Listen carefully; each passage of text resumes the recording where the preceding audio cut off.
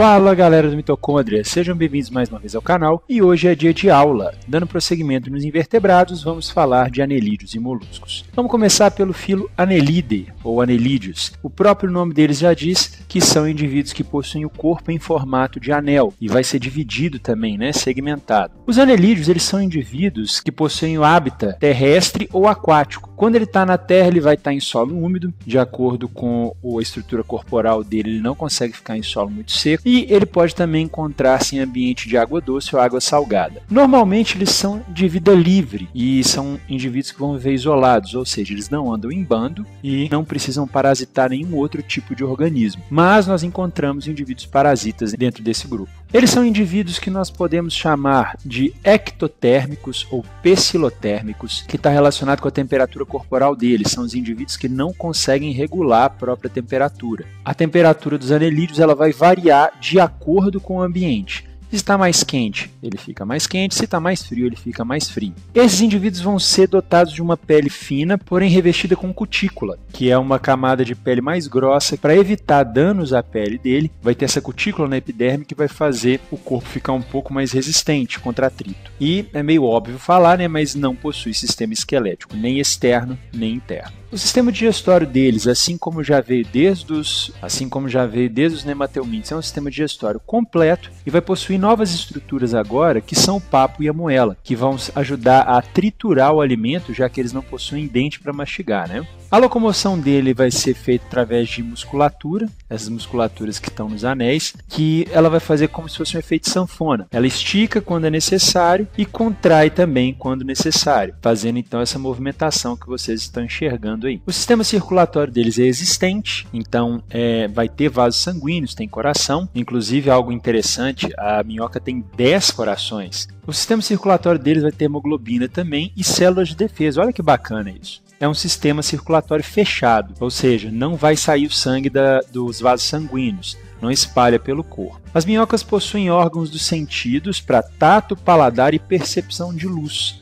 Então ele já consegue sentir pequenas variações químicas que vão mostrar para ele onde tem alimento. E a percepção de luz é para saber se ele está acima ou abaixo do solo. Dentro da reprodução, esses indivíduos têm uma reprodução sexuada, porém a maioria deles vai ser hermafrodita, ou seja, monóico. Eles vão possuir os dois aparatos sexuais. Mas, como a gente já comentou antes, na natureza, a variabilidade genética é a coisa que é mais importante, porque se todos fossem iguais, morreria muito fácil, às vezes por uma doença ou qualquer outra coisa que afetasse o grupo. Então, a fecundação ela geralmente vai ser feita entre dois indivíduos diferentes para aumentar a variabilidade. E o desenvolvimento é direto. O que quer dizer isso? Quer dizer que ele não sofre metamorfoses no processo de desenvolvimento corporal. Aqui está para vocês mais ou menos como é que funciona. Eles vão fazer a troca de espermatozoides pelo poro genital. Uma vez que os espermatozoides foram depositados, você vai ter a produção dos óvulos, que vão estar dentro dos casulos, em cima daquela parte, daquele anel maiorzinho que vocês estão vendo ali, que é o clitelo.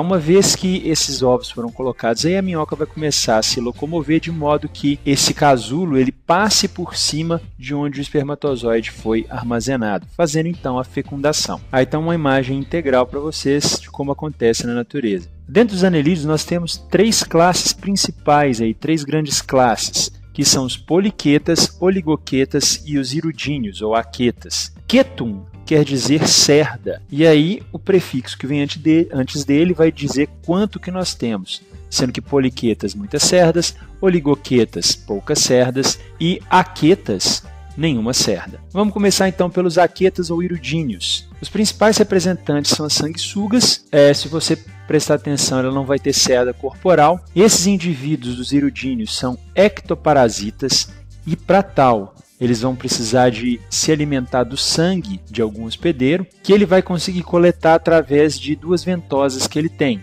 Uma que é o do pé, que é essa maiorzinha que vocês estão vendo aqui, que eu circulei, que é onde ele vai se fixar, grudar na superfície do indivíduo a ser parasitado. E nós vamos ter a ventosa oral, que é essa daqui, que vai fazer o trabalho de cortar a pele para começar a sair sangue e fazer a sucção dele para dentro do corpo. Isso porque na saliva deles nós temos substâncias anestésicas e anticoagulantes que vão fazer com que o sangue ele não fique armazenado, não fique parado naquele local. Então, para cirurgias que vão estar em locais mais sensíveis, como a gente está vendo aí, que é o caso de pescoço, ou às vezes até no implante, né, no implante de membro, a sanguessuga ainda é utilizada como tratamento.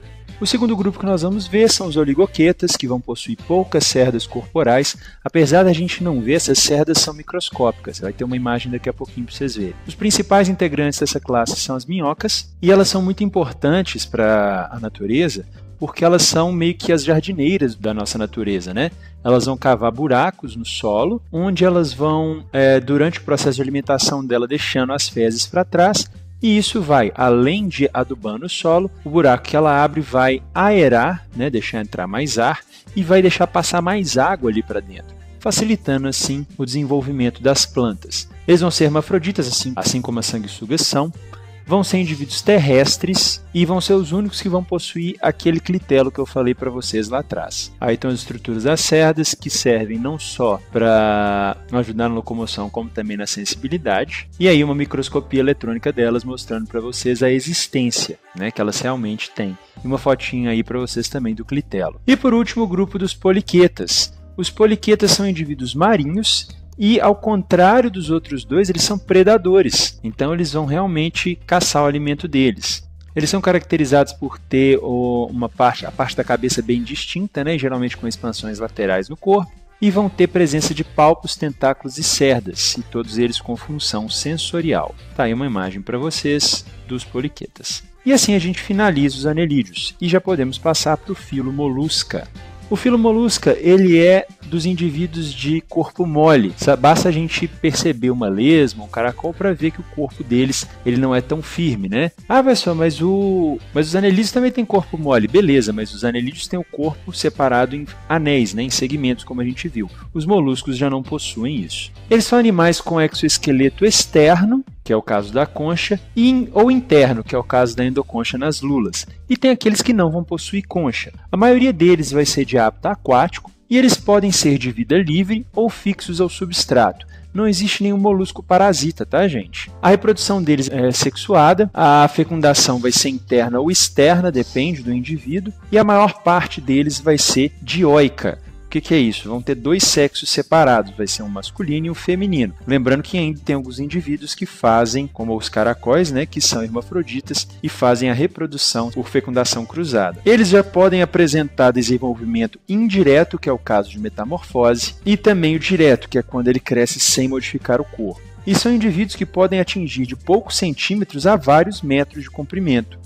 Esses indivíduos têm o sistema circulatório aberto, dessa vez ele não vai ficar preso dentro de vaso sanguíneo, esse sangue ele espalha pelo corpo desse indivíduo como se fosse um sprinkler, tá? Jogando a água para o ambiente inteiro. Eles vão possuir hemoglobina também, assim como nos anelídeos, que é o pigmento que vai pegar o oxigênio. E tem um indivíduo que é exceção. O sistema circulatório deles não é aberto, é fechado, que são os cefalópodas, que são aqueles que nós vamos falar mais na frente, que é polvo e a lula. O sistema digestório deles é completo, agora com a presença de uma estrutura que nós chamamos de rádula. Antes de eu falar da rádula, olha aí como é que o sistema desses indivíduos já está mais bem desenvolvido, bem mais complexo do que antes. O sistema nervoso deles já está bem desenvolvido também, o sistema digestório com papo, glândula salivar, então já temos glândulas anexas, esses indivíduos já têm pulmão, então eles conseguem respirar fora d'água.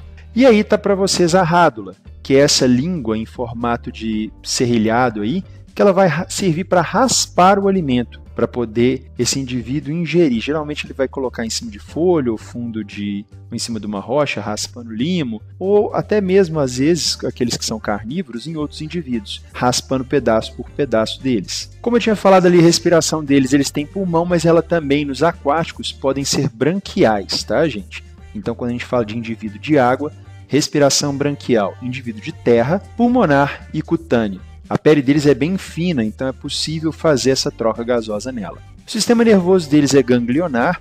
O que quer dizer isso? Ele é cheio de gangliozinhos que vão fazer como se fossem pequenos cérebros, tá? E isso aumenta as capacidades sensitivas desses indivíduos. O corpo deles vai ser dividido em cabeça, massa visceral, também chamado de manto, e o pé. E nesse pé ele pode soltar, no caso dos terrestres, um limo que vai ajudar eles a deslocar melhor no solo, sem sofrer o atrito com o chão, e também esse limo vai ajudar a grudar em superfícies mais lisas quando ele estiver subindo, como por exemplo uma folha. E aí a gente vai, assim como nos anelídeos, separar o filo dos moluscos em classes. Nós vamos separar eles, em primeiro lugar, com os gastrópodas, que são as lesmas e os caracóis. Eles podem ou não possuir concha, e quando possuem concha, essa concha é inteiriça, ela é única. Eles podem ser carnívoros ou herbívoros, e eles podem ser hermafroditas ou ter sexos separados, então é bem diverso aí esse grupo. Esses indivíduos possuem rádula e um pé musculoso para locomoção. Quem tiver curiosidade para ver as partes de um gastrópoda, pode dar pausa aí no vídeo. E para aqueles que não quiserem, é só curiosidade mesmo, vamos passar para frente. A segunda classe que nós vamos falar, a classe bivalva, que é representada principalmente pelas ostras e os mariscos, são indivíduos que são fixos no substrato, eles não se locomovem, e por causa disso, esses indivíduos são filtradores, já que eles não conseguem sair do lugar, então eles vão filtrar, assim como os poríferos. Eles não possuem rádula, a rádula vai ser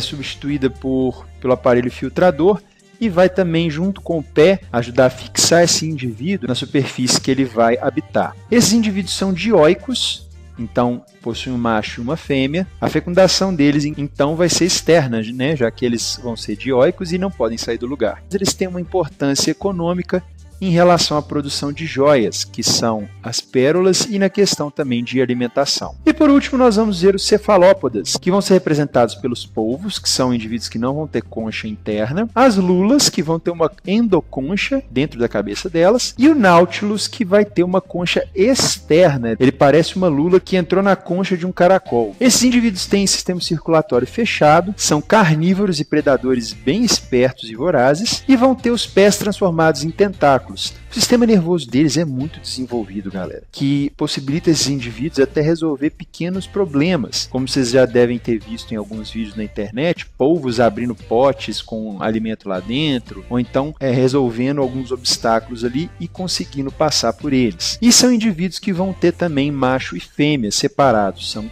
dioicos. E por aqui a gente fica, então. É um basicão mesmo, só para vocês terem uma geral de o que são esses indivíduos. Lembrando sempre que as dúvidas que vocês têm, deixem nos comentários que eu vou responder na medida que eu for lendo. Ou você pode também fazer o mais óbvio, que é ir no seu professor e conversar com ele, tirar as dúvidas dentro de sala de aula. Então é isso, se gostou dá um like, se achou legal, compartilha aí com a galera. Se ainda não é inscrito, inscreve aí no canal. Não deixe de marcar a sinetinha para receber todas as atualizações que forem aparecendo. Divulga aí nos grupos de WhatsApp, de Facebook, onde você achar que o pessoal vai conseguir ter algo de interessante, algo de produtivo com essa aula. Beleza? Um abraço para vocês e até a próxima!